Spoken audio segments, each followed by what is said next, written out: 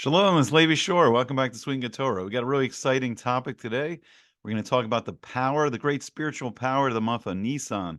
We're going to talk about the American exile, and we're going to talk about the war between Iran and Israel, maybe the war between Iran and America, the war between Iran and the world. I got a microphone. I'm using my son's microphone he got for his YouTube channel. I think it's MineCube Plus, Minecraft, Rubik's Cube, and all the best. All right, so let's dive right into this topic. So there's something really fascinating about the month of Nissan. I'm going to see if I can bring it up here. And what's really incredible is Hashem's name. So Hashem has 4 letters in his holy name. And through the 12 months of the Hebrew year, it's called the Serufim. They're shuffled into all different kinds of orders. The Bnei Yisachar said something really fascinating. When we have an Adar Sheni, he was saying that all 12 of these Serufim are in Adar Sheni, making it a very powerful month when we had a leap year. So we just came out of the Adar Sheni.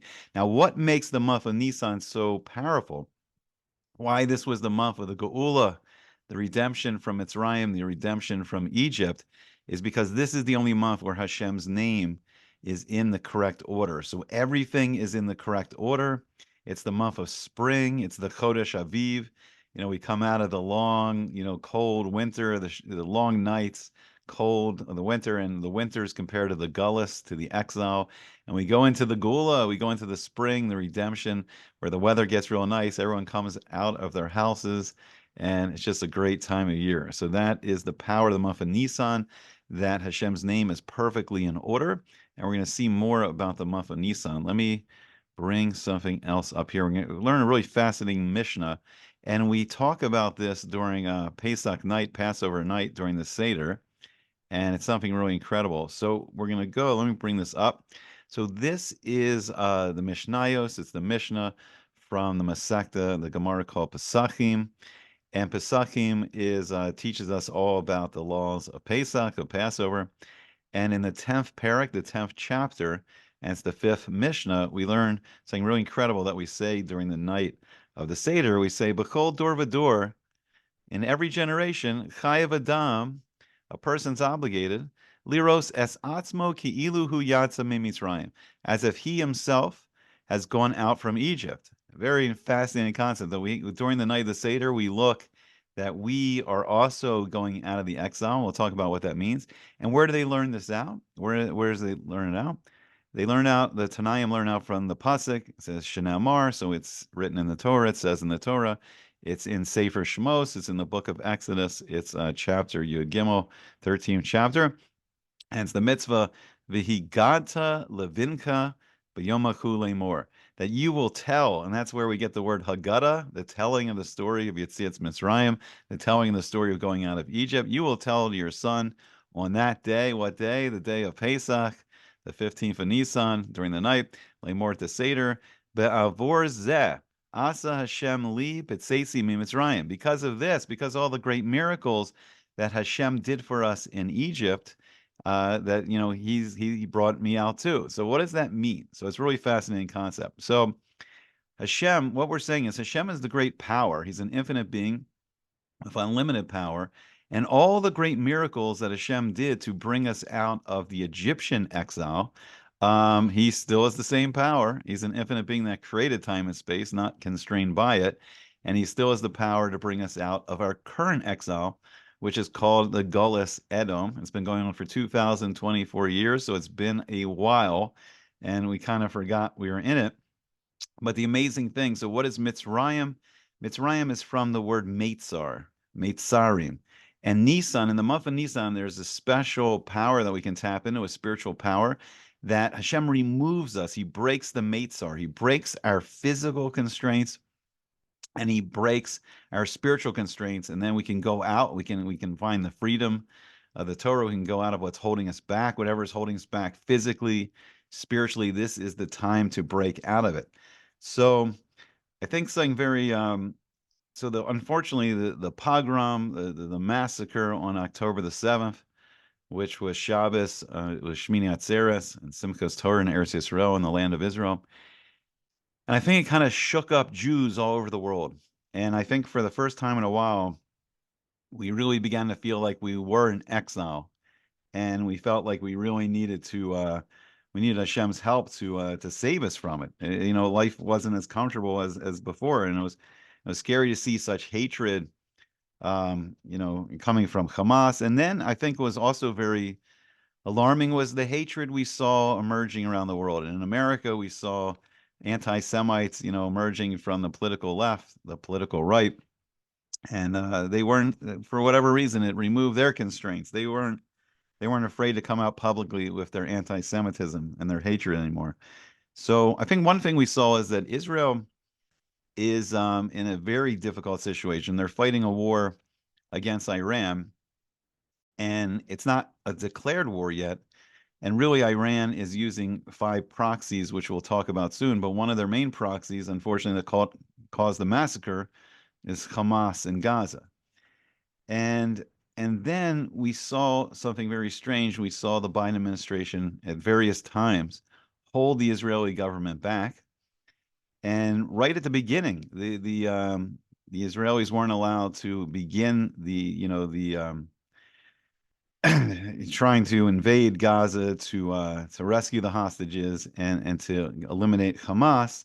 And I think they were held back initially a few weeks before that invasion began. I think there was another time they were held back around the time of the negotiation for Baruch Hashem releasing some of the hostages. And then recently, right now, the American administration is holding Israel back again from starting the Rafah invasion, the final part of Bezrat Hashem rescuing all the remaining hostages. It's now been, I think we are on day 188, and there's still 134 hostages. Bezrat Hashem, many of them are still alive and can be rescued. And they've been held back by the Biden administration withholding, the Israel needs, like if they fire missiles in the Iron Dome, if they fire bullets, if they fire missiles from their drones or their fighter jets, they need to be replenished. And America is one of the main military suppliers of Israel, and America is putting a lot of pressure on Israel and prevented Israel from completing this final phase in Rafah during Ramadan. And I think, and there's a lot of tension right now, back and forth between Biden and Netanyahu. And then there's the looming threat of Hezbollah right on the northern border in Lebanon. So I think we've seen it from the Israeli perspective that Israel still, it's in gullus, it's in exile, and here in America, I mean, we've seen rising anti-Semitism. I mean, we've seen the anti-Semitism from the left before. We've seen it from the Squad, the AOCs, the Ilhan Omars, the Rashida Tlaibs. We've seen their shtick before.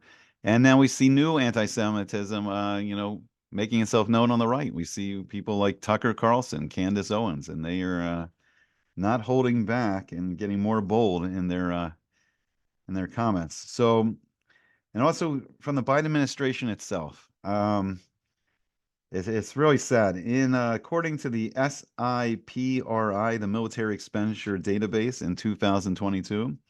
Iran's 31 on the list of countries around the world, and their military spending was 6.8 billion, which is an incredible amount of money. But we see that when the Biden administration has released 100 billion back, that were sanctioned before during the Trump administration, 100 billion pouring into your economy is going to free up a lot of military spending on all these proxies, the terrorist attacks, and just the military attacks all over the Middle East, which we'll talk about soon. And so just in comparison, so Israel on that list is number 15th, spending 23.4 billion. And number 1 is the USA, well beyond probably the next 8 to 10 people on the list, spending 877 billion. That's why the USA is the one superpower, like the most dominant military in the world right now, and has a lot of influence, a lot of power over world events.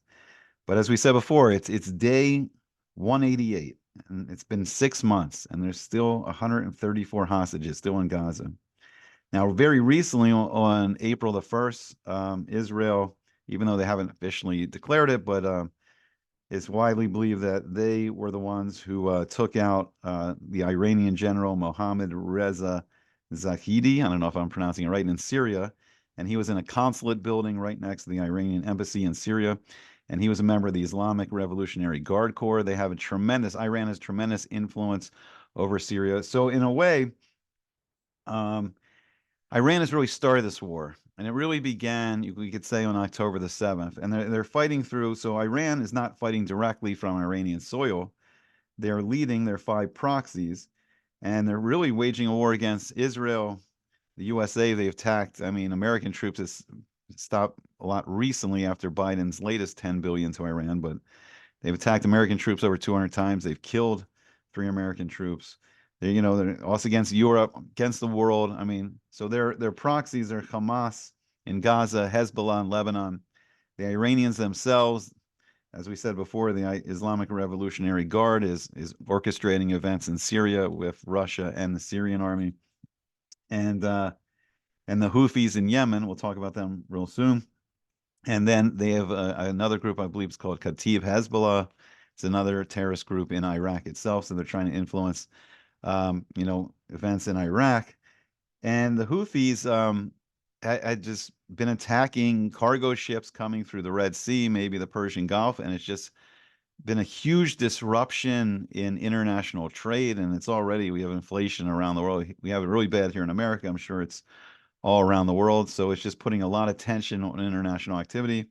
And then Israel, they killed the 3 sons of Hamas leader Ismail Haniyeh in an airstrike in Gaza. That was April 11th. So things are happening very fast on the ground, and the world's kind of waiting for a major Iranian response to the killing of their general. And it could be, and if the attack comes from Iranian soil, Israel's threatened to directly attack Iran's nuclear reactors. So I mean, we could be on the brink of something big. Okay, so that's the bad news. So what's the good news? The good news is we're in the month of Nissan. We're in the month of Gula. This is the month that we get out of Mitzrayim. We get out of Egypt, and we can do a lot. There's a lot we can do spiritually that can help, Bezrat Hashem, see the rescue of the hostages and protection for the Israeli soldiers and protection for Jewish people all around the world from the rising anti-Semitic attacks.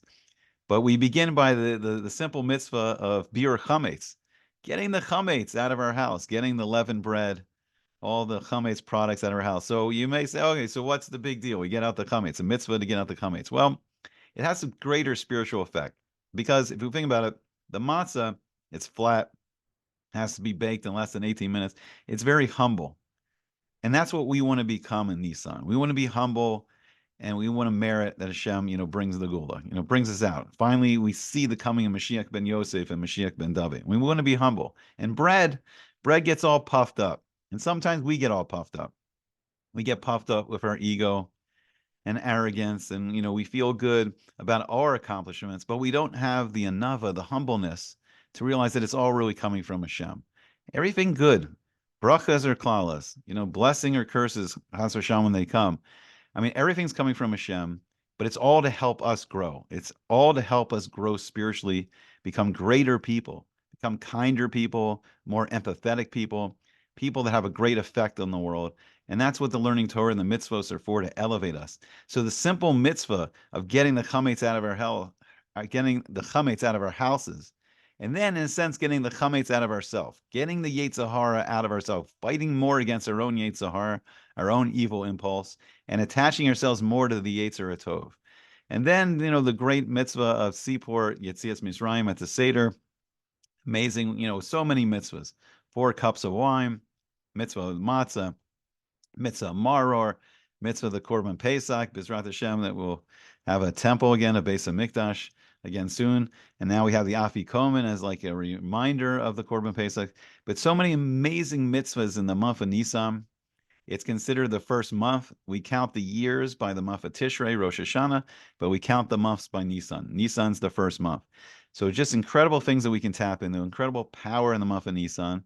And may we start elevating ourselves through all the beautiful mitzvahs of Nisan, make the beautiful blessing on the tree, the fruit trees, giving, the first buds, is going to produce the fruit and all the amazing things, all the great weather, all the amazing things we're seeing in Nissan. And may we see, B'ezrat Hashem, finally the end to this Gullus Edom, the end to the Roman exile, the end to the American exile, and the Jewish people return home to Eretz Israel, to the land of Israel, and we see the coming of Mashiach and the building of the Beis HaMikdash, and we can live again with the Shekinah of Hashem in our midst. Okay, I hope you enjoyed it, and I hope to talk to you again soon on Sweet and Good Torah.